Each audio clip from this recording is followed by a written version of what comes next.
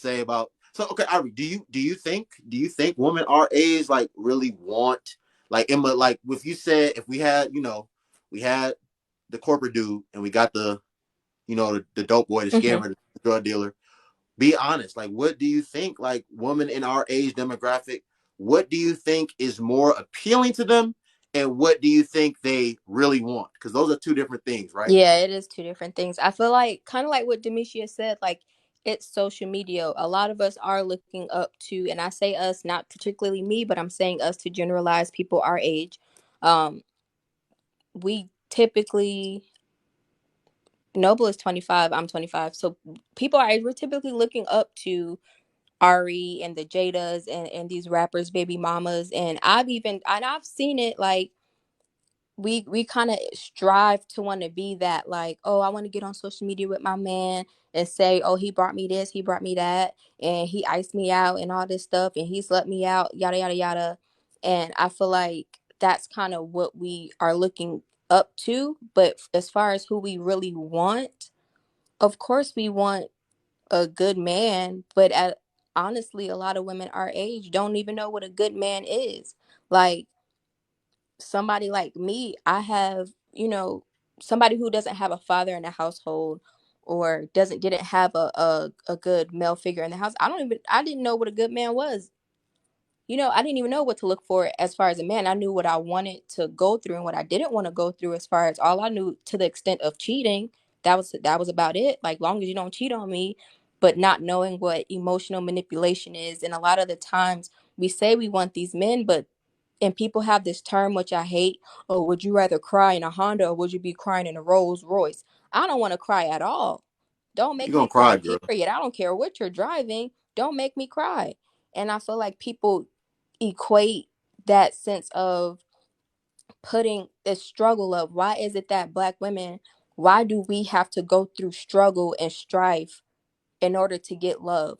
Why do we gotta hold a man down while he cheating on us and dogging us out to then for him to make a post and be like, oh well, I know I did you dirty for 10 years and you stuck beside me. I love you for that. That's not love. Don't love nobody. Like that's really not love. So I feel like we do look towards the wrong things. And like Demetria said, in the music, we are taught on who y'all want. And we can't even say, a lot of people say, well, you have Megan Thee Stallion and the City Girls. It predates them because they just came out. They came out when I was an Definitely predates them. adult. It predates them. Even Nicki Minaj, she came out when I was in middle school or whatever. So I can kind of say her, but at the same time, her raps were all over the place. So she really won't say too much. But this whole city girl mentality, that's now. That's within the past 3-4 years. I've been an adult for for a long time now. So I can't even blame them. But it's mainly the men hearing what men wanted in music, then little boys listening to what the men wanted in music. Now they want that, so now it's like I've never been a curvy girl, always been skinny, very slim. And I never felt like growing up, never feeling attractive. And y'all can say whatever y'all want, but that's, white people standards as far as being skinny. That's white people stuff. Being black and skinny is not for me growing up. I was always insecure because I felt like, man, I don't have the butt. I don't have the curves and the big old booty and the big old hips and the big old boobs that they're talking about in the music and in the music videos back then, 106 and Park and stuff. And it was like I didn't feel pretty. I didn't feel attractive. And to be quite real with y'all, those boys, those type of dudes weren't attracted to me. Most boys was not attracted to me because they were listening to the same music and they felt they had that same That's idea of, real. I want a girl with a big butt and That's I want a girl real. with big boobs. And so they weren't even looking my way. I was in school, straight A student, technically quote unquote the good girl, kept my head down in my books, AP classes, all that type of stuff, right? But I was never looked at as the pretty girl. I was never looked at as, oh, she's that girl. That was never me. So I feel like even now I can't even relate still because I still don't have a big butt, big boobs. I don't have too much of a shape now. So I still can't even relate to the Aries and the Jadas and the stuff. And I guess because people going to get their bodies done. Somebody asked, did I look at the good guy? Yeah, I did. My friend group consisted of, we were technically kind of like the nerds, I guess if you want to say. I was in some Christian club, and we were, I had a boyfriend, and he was very respectful, and he went to the army or whatever, and he broke up with me, but that's whatever. But at the same time, it's influence. It's all about social media, and we feel like we want something. Even the men, they may want the Aries and the this and the that. Y'all are attracted to that because that's what you've been programmed to be attracted to. But then when another thing is men lead with their money. Stop leading with your money, because how are you going to say, I want a woman that I don't want a gold digger, but then lead with the same thing that a gold digger wants? That's all you're going to attract. Same thing with the woman. You don't want a man to objectify you with their body. You don't want a man to want you for what you look like. Then stop leading with that. I know that you really can't because you look how you look, but still, like, don't lead with the back pic with the pictures of you twisted to the back with your butt out. Like, don't lead with that. So I felt like an example with leading with money. An Bro, example, you lead with your money, saying, "Oh, I drive this type of car," on social media, showing a car you drive, showing racks, flexing showing the cash. money, Right. flexing, yeah, flexing your cash, or even just saying, "I work for this." Even good Right. guys do it. I work for this type of corporation. I make X. I'm a six-figure man. I'm a high value man. And you know Well, what? You're not going to get who you want, because those gold diggers going to seek you out, because that's what you're leading. The bait that you're using, don't get mad that you're using a certain type of bait and catch the same very fish that's going to eat that bait. And you know what, y'all? That's listen. That she's 100% right about that, because that's something, as young as I am, when I got out of college and started working and stuff, like last year, like when I first started going live and stuff, like listen, I did not used to be as calm and composed, as respectful as like you and respectful, like I have been. Like December last year, I chose to make a change. But like when I used to like be going back and forth with like women on here and stuff, like I low key, like there were some times where I got out of character, and because in my real life I don't like I'm very much aware of what Irie's saying. Like she's facts, and it's facts. Like it goes both ways. Like what you lead with, you are going to attract. And when you just put like certain stuff out there, like the interactions you have with people aren't even going to be that genuine anymore, because they're more so going to be off of what you presented. Because I know this person has this now, and I know that they got this going on. And there's been times like last year where I was getting out of character and like not even trying to flex it, but just putting it out there, if you will, like to like try to like make it like you can't like play with me or talk to me any type of way. But that is not what you want to do, especially for the men. Both and listen, Ivory is 100% right.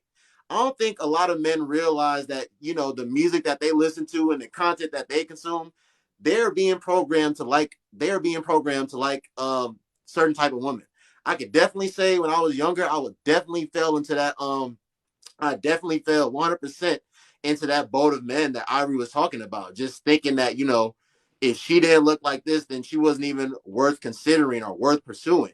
Now, you go to college and, you live a little bit, and, you start not being so like impressionable, and you start thinking for yourself, and you get Hmm. out of that. But be mindful of that too, man. Be mindful of like the content you consume, whether it's music, whether it's videos you watch, like be mindful of all that stuff.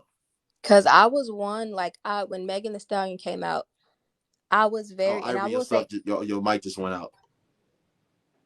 can you hear me now? Yeah, I can hear you. Okay.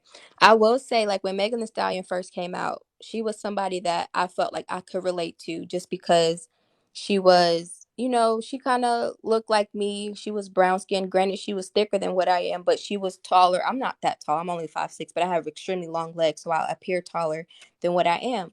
But I love the way she looked. I love what she was about. And I was listening to her, but I did find myself start to act out the things that she was saying.